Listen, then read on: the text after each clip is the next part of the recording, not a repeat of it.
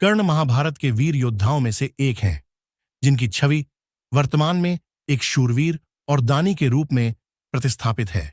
विभिन्न मान्यताओं के अनुसार उनका जन्म कुंती, श्री कृष्ण के पिता, वासुदेव की बहन और भगवान कृष्ण की बुआ के घर एक वरदान के रूप में हुआ था। एक दिन दुर्वासा ऋषि चहल पहल करते हुए कुंती के महल में आए। उस समय कुंती अविवाहित थी। तब कुंती ने पूरे 1 वर्ष तक दुर्वासा ऋषि की सेवा की थी। सेवाभाव के दौरान दुर्वासा ऋषि ने कुंती के भविष्य को अंतर्मन से देखा और कुंती से कहने लगे, तुम्हें राजा पांडु से कोई संतान प्राप्त नहीं होगी। इसके लिए तुम्हें मैं एक वरदान देता हूं कि तुम किसी भी देवता का स्मरण कर उससे संतान प्राप्त कर सकती हो। इतने कहने के बाद दुर्वासा ऋषि वहां से चले गए। तभी उत्सुकतापूर्वक कुंती ने सूर्यदेव का ध्यान लगाना शुरू किया। वह प्रतिदिन सूर्यदेव की पूजा अर्चना करने लगी। उनके भक्तिभाव से प्रसन्न होकर सूर्यदेव प्रकट हुए और उन्होंने कुंती को एक पुत्र का वरदान दिया। जिसके कुछ समय बाद कुंती ने एक पुत्र को जन्म दिया, जिसमें सूर्य का तेज झलकता था। और यही नहीं, जन्म से ही कर्ण के शरीर पर कवच और कुंडल थे। अविवाहित होने कारण लोकलाज से बचने के लिए कुंती ने अपने पुत्र को एक टोकरी में रखकर गंगा नदी में बहा दिया था।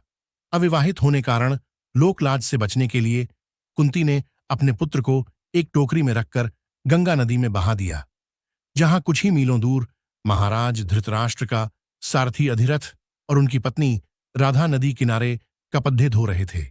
उसी समय उन्होंने एक टोकरी को बहते देखा और नदी से बाहर ले आए, जहां उन्होंने देखा एक नन्हा सा बालक रो रहा है, जिसे देख दंपति योद्धा काफी खुश हुआ और उन्होंने उसे गोद लेने का निर्णय किया, जिसके चलते उनका नाम वासुसेन रखा गया। किशोरावस्था से ही कर्ण युद्ध कला में पारंगत थे। वह अपने पिता की भांति रथ की जगह युद्ध कला में अधिक रुचि रखते थे। एक दिन उनके पिता अधिरथ उन्हें गुरु द्रोणाचार्य के पास ले गए, जो उस समय के सर्वश्रेष्ठ वीर योद्धाओं में से एक थे। गुरु द्रोण सिर्फ कुरुवंश के राजकुमारों को ही शिक्षा देते थे, जिसके चलते उन्होंने सूदपुत्र कर्ण को शिक्षा देने से इनकार कर दिया, क्योंकि कर्ण एक सारथी का पुत्र था और द्रोण क्षत्रियों को ही शिक्षा देते थे। उसके बाद युद्ध कला को सीखने के लिए वह परशुराम से मिले, जो केवल ब्राह्मणों को ही शिक्षा देते थे। यह जानकर कर्ण ने स्वयं को एक ब्राह्मण बताया और शिक्षा प्राप्त की, जिसके चलते वह युद्ध कला और धनुर्विद्या में निपुण हुए। उन्होंने अपने पिता की इच्छा को पूर्ण करते हुए रुशाली नामक एक सूद पुत्री से विवाह किया। इसके बाद कर्ण ने एक और विवाह किया, जिसका नाम था सुप्रिया। इन दोनों पत्नियों से कर्ण को 9 पुत्र प्राप्त हुए। उनके 9 पुत्रों ने महाभारत के युद्ध में प्रतिभाग लिया, जिसमें वृषसेन अर्जुन के हाथों से वीरगति को प्राप्त हुए थे। वृषकेतु एकमात्र ऐसा पुत्र था जो जीवित था। युद्ध के दौरान कर्ण की मृत्यु के पश्चात रुशाली भी कर्ण की चिता पर ही सती हो गई थी। पुराणों के अनुसार जब गुरु द्रोण ने हस्तिनापुर में युद्ध पराक्रम की एक प्रतियोगिता का आयोजन करवाया, तब उस प्रतियोगिता में अर्जुन को विशेष धनुर्धारी के रूप में सम्मानित किया गया। उसी समय वहां कर्ण आ जाते हैं और वह अर्जुन के द्वारा किए गए युद्ध कौशलों को भली प्रकार से कर लेते हैं और अर्जुन को दवंद युद्ध के लिए ललकारते हैं। तभी सभा में उपस्थित कृपाचार्य कर्ण के हस्तक्षेप को निरस्त करते हुए उनसे वंश और साम्राज्य के बारे में पूछते हैं, क्योंकि दवंद युद्ध के अनुसार एक राजा ही एक राजकुमार को ललकार सकता है। उसी समय कौरवों में दुर्योधन ने जाना कि एक कर्ण ही एक योद्धा है जो अर्जुन को मात दे सकता है। इसलिए दुर्योधन कर्ण को अंगदेश का राजा घोषित करते हैं, ताकि कर्ण दवंद युद्ध के योग्य हो जाए। उसके बाद कर्ण ने दुर्योधन से पूछा कि तुम्हें इसके बदले क्या चाहिए। दुर्योधन ने जवाब दिया, मुझे तुम्हारी दोस्ती चाहिए, जिसके चलते दोनों एक एक दूसरे के घनिष्ठ मित्र बन गए। सूद पुत्र कर्ण एक उदारवादी और दानवीर योद्धा थे, जिसके चलते वह नित्य कर्म सूर्य भगवान की पूजा अर्चना करते थे। आस्था के प्रति विश्वास रखते हुए कर्ण धर्म के प्रत्येक कर्मकांडों को करते थे। उनकी वीरता के किस्से आज भी विभिन्न पुराणों में विद्यमान हैं। अंगराज का राजा बनने के पश्चात कर्ण सूर्य देव की उपासना के बाद दान करते थे।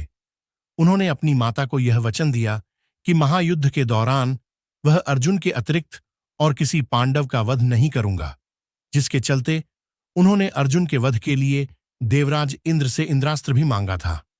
पौराणिक कथाओं के अनुसार अर्जुन के पिता और देवराज इंद्र को इस बात का पता चला कि कर्ण को युद्ध क्षेत्र में तब तक अपराजित नहीं किया जा सकता जब तक उसके पास उसके कवच और कुंडल रहेंगे, जो जन्म से ही उसके शरीर पर थे।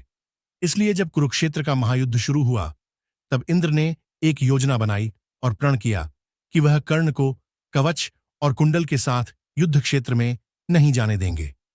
इंद्र मध्याह्न में जब कर्ण सूर्यदेव की पूजा कर रहा होता है, तब उस समय एक भिक्षुक बनकर कर्ण से कवच कुंडल मांग लेंगे।